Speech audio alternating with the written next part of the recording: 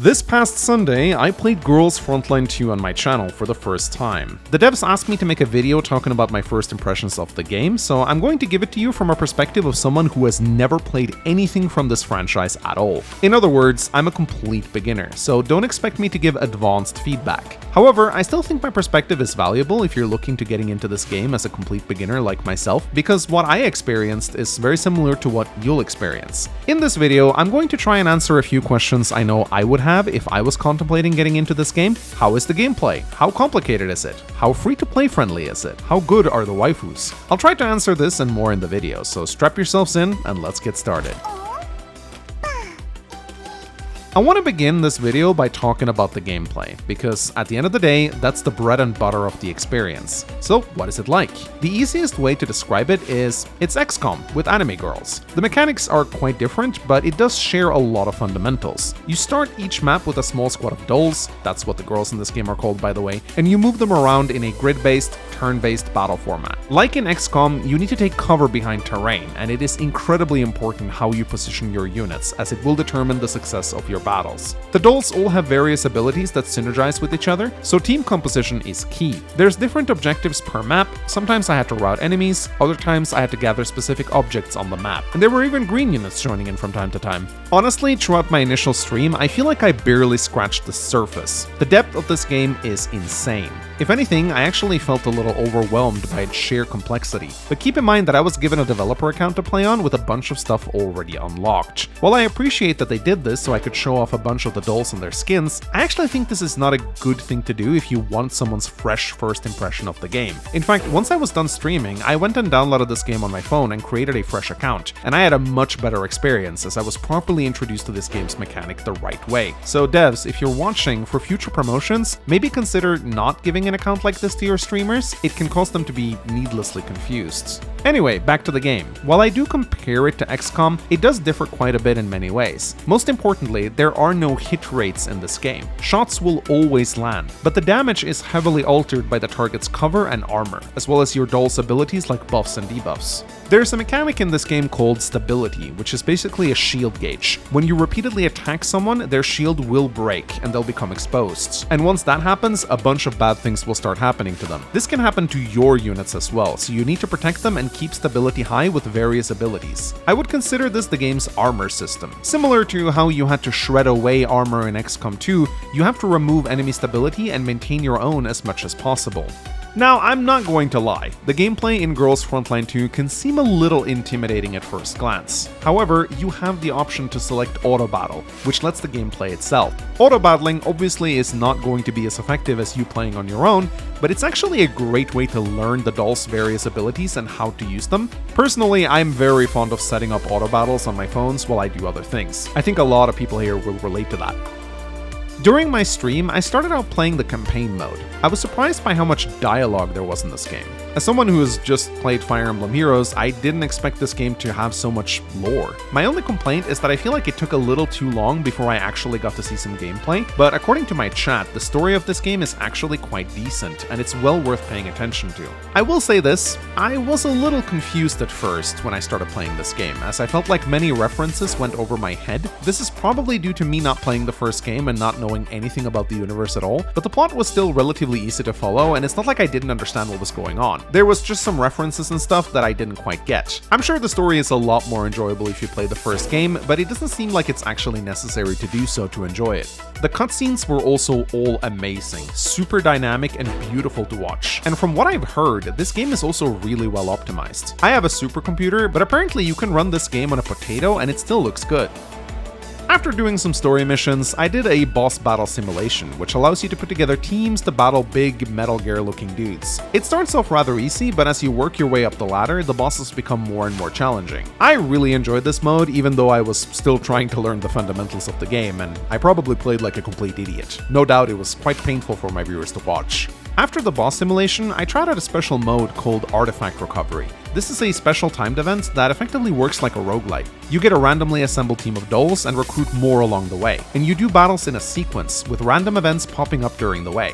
This mode was by far my favorite. I love roguelike gameplay, and this was actually the mode that really started getting me invested into the game. After this, I started to pay a lot more attention to the mechanics and abilities of my dolls, and this is a mode I look forward to playing on again when I eventually level up on my own account. Then I did some recruitment, aka this game's summoning, and this felt pretty familiar to me after playing Fire Emblem Heroes. I will say the animations here are incredible, not only the intro cinematic, but the way you slide open the door to the plane feels really nice. Now, whenever you summon, you tend to get a lot of different guns, but you'll also occasionally unlock new dolls who all have these incredibly cute intro cinematics when they appear. After summoning on a banner for a while, you will eventually get a pity breaker that gives you something golden. This is very welcome as it makes committing to a specific banner feel a lot less frustrating when luck doesn't go your way, and it feels a lot more generous than many other gacha games I've heard of in the past. The next thing I would like to address is how free-to-play friendly this game is. As someone who usually goes free-to-play in most gacha games I'm into, this is an important topic for me. Now, since I'm a relatively new player, it's hard for me to give an opinion on this, so I decided to spend some time online looking up various online communities and seeing what people said in them. I also decided to speak to a few friends of mine who I know play the game, and what I found out was very positive. Apparently, this game is very free-to-play friendly, more so than almost any other gacha game out there. One of my friends rated it around 8 to 9 on a scale from 1 to 10. Apparently, you can obtain pretty much all the dolls in this game without paying anything. However, if you want to unlock some of the more extravagant dresses like the one Springfield has, you will have to pay. However, so far, the game has a tendency of giving away just a lot of free summons. On the latest Fae banner, for example, they practically just gave away 40 free pulls and a free 5-star doll. I cannot speak for how the game might look 1 or 2 years from now, but at least at the moment, the devs seem to be incredibly generous to the free-to-play player base.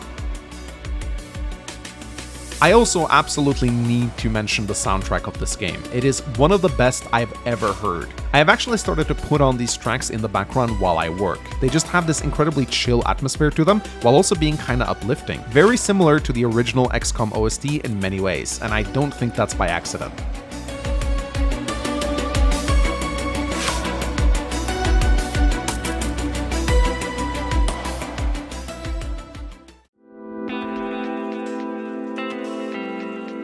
Alright, let's get into what most people are actually here for, the girls. There's no denying that the dolls in this game are its main draw and selling point. If you like cute anime girls, this game is going to be right up your alley. The dolls are incredibly detailed, and some of them are insanely pretty to look at. Personally, I'm a big dress guy, and unlocking Springfield's custom outfit, putting it as my menu background, and being able to dance with her by clicking on her hand blew me away. This is the sort of thing I love. Interactions like these are so full of flair and soul, and this is where I feel the game shines the most.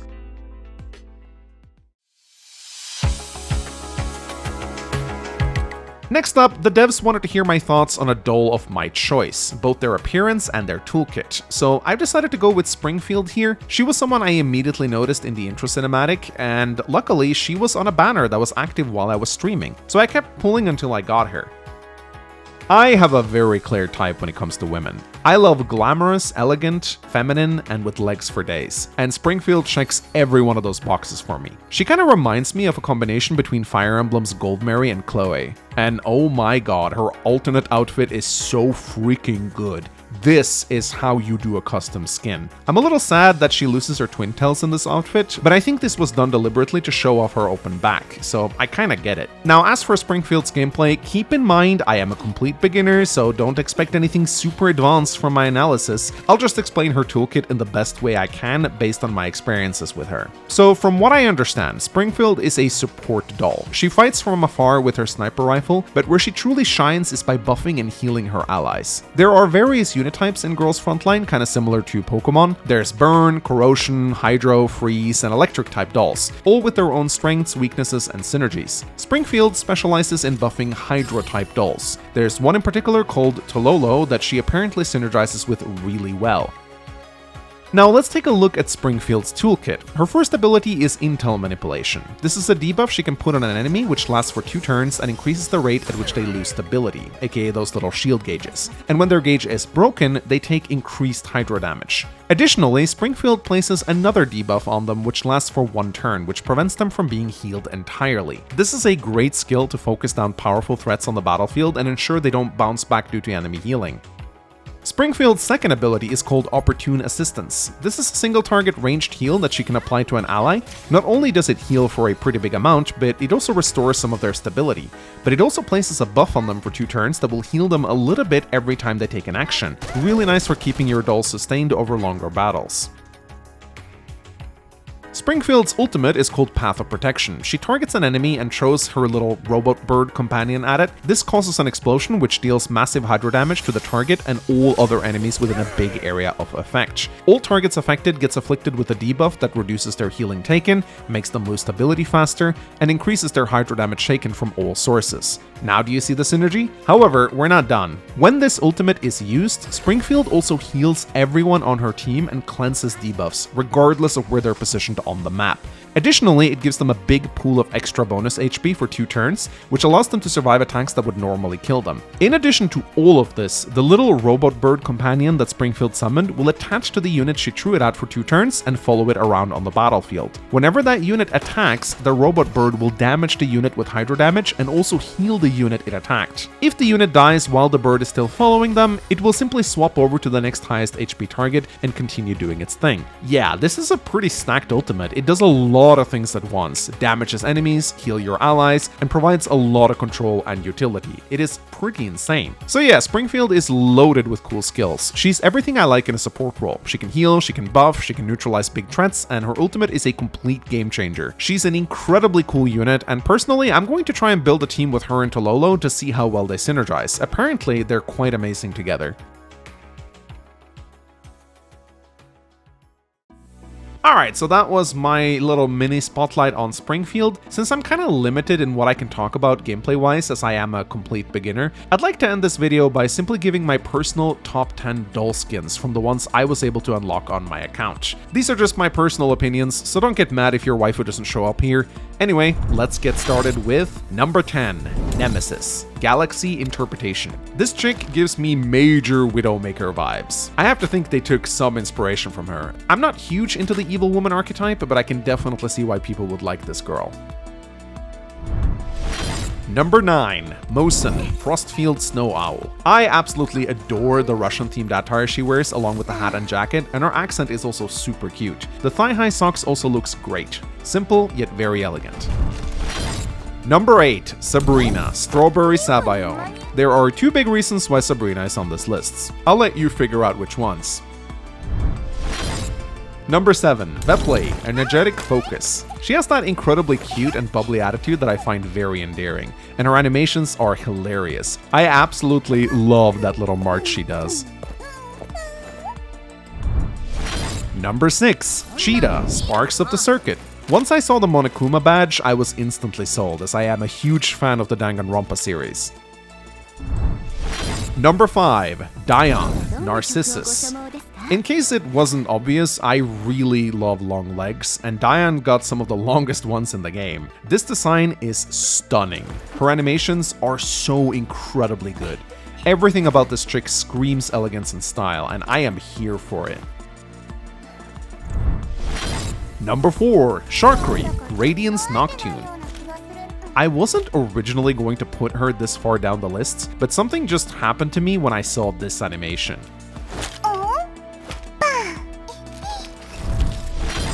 Number 3, Ulrid, Guiding Thornlight. When I first saw this design, my jaw was on the floor.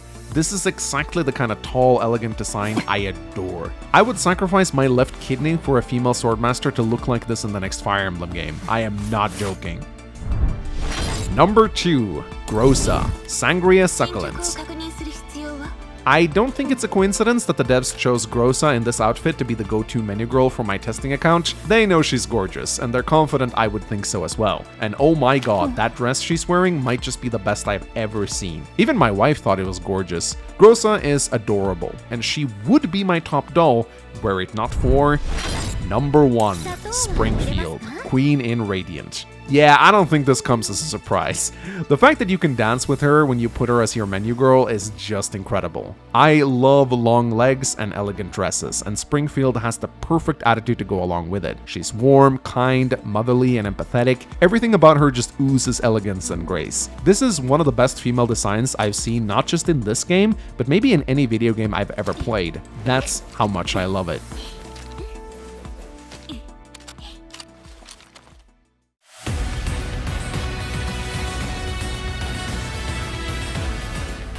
Alright, ladies and gentlemen, with that, I'm going to sign off. If you want to try out this game for yourself, here's an affiliate link in the video description and pinned comments. If you click on it, you'll show the developers that you found the game because of me, and that might encourage them to reach out to me again. Thanks again to Girls Frontline 2 for sponsoring this channel. It was an absolute joy to discover this game. I'm already playing it on my own, and I might very well make some more content about it in the future. Thank you so much for watching. My name has been Mangs, and I'll see you next time.